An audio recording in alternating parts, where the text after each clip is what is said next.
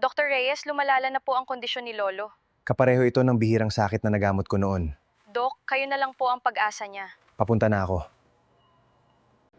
Ito na po ang huling flight papuntang Maynila. Kailangan kong makarating ngayong gabi. May buhay na naghihintay sa akin.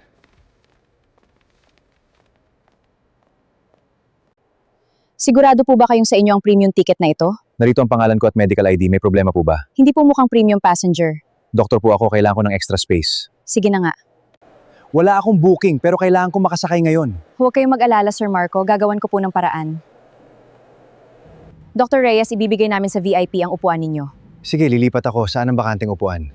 Puno na. Kailangan ninyong bumaba. Ano, kailangan kong bumaba? Opo, puno na. Doktor ako. Kapag hindi ako nakarating, baka hindi na umabot bukas ang pasyente ko. Doktor ka, mukhang hindi mo nga kayang bumili ng bagong sapatos. Hindi pwede, walang exception. Ma'am Vanessa, tama ang tiket niya. Nauna rin siyang sumakay. Manahimik ka, Ella, kung ayaw mong mawala ng trabaho. Ma'am, pero wala nang pero. Excuse me, may problema ba? Security, ilabas ninyo siya. Inaantala niya ang flight. Hindi ako tumatangging bumaba, inaalala ko lang ang pasyente ko. Wala kaming pakialam, umalis ka na. Hindi sarili ko ang ipinaglalaban ko. May buhay na naghihintay sa pagdating ko. Hindi problema ng airline kung mamamatay ang pasyente mo. Nasaan na po kayo, Dr. Reyes? Nawawalan na ng malay si Don Lorenzo Monteverde. Pinababa nila ako, pero gagawa ko ng ibang paraan. Don Lorenzo Monteverde? Bakit lalo siyang nanghihina? Ano ba talaga ang sakit niya? Magkakaiba ang resulta. Kailangan pa namin ng oras. Wala na akong gaanong oras. Ordinaryong komplikasyon lang ito. Ituloy ang mas malakas na gamot. Bumabagsak ang kondisyon niya! Itigil ninyo! Tama si Dr. Samuel, hindi pangkaraniwan ang sakit ni Lolo. Manong, kailangan kong makarating sa Maynila ngayong gabi. 10 oras ang biyahe, ho. Malakas pa ang bagyo. Halos lahat na ng ipon ko ito. May buhay tayong kailangang habulin. Nakita mo, kahit sino kaya kong paalisin sa eroplano.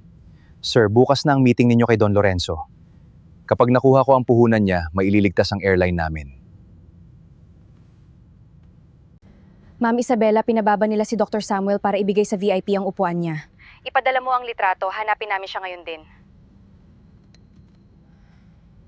Hindi pa nakakalipad ang eroplano, ipatigil ninyo agad. Ma'am, hawak na po namin ang clearance. Hindi ito aalis.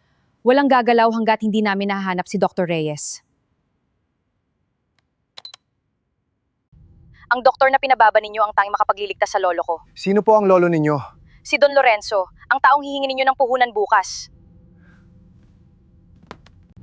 Hanapin ninyo si Dr. Reyes. Ibalik ninyo siya rito. Nakaalis na po siya sakay ng lumang kotse. Ipakita ninyo ng malapitan ng mga kamay at mata niya. Itigil agad ang gamot ni Dr. Victor. Mali ang reaksyon ng katawan niya. Humuhupa ang pagbagsak ng kondisyon niya. Yo, tumirik ang makina! Di na tayo aandar! Dr. Samuel, ilang oras na lang daw ang kaya ni Lolo? Hindi tayo titigil. Kailangan kong makarating sa kaninya. Iho, may helicopter na paparating para sa'yo. Salamat, Manong. Kailangan kong makarating agad sa pasyente. Dr. Samuel, hinihintay na po namin kayo.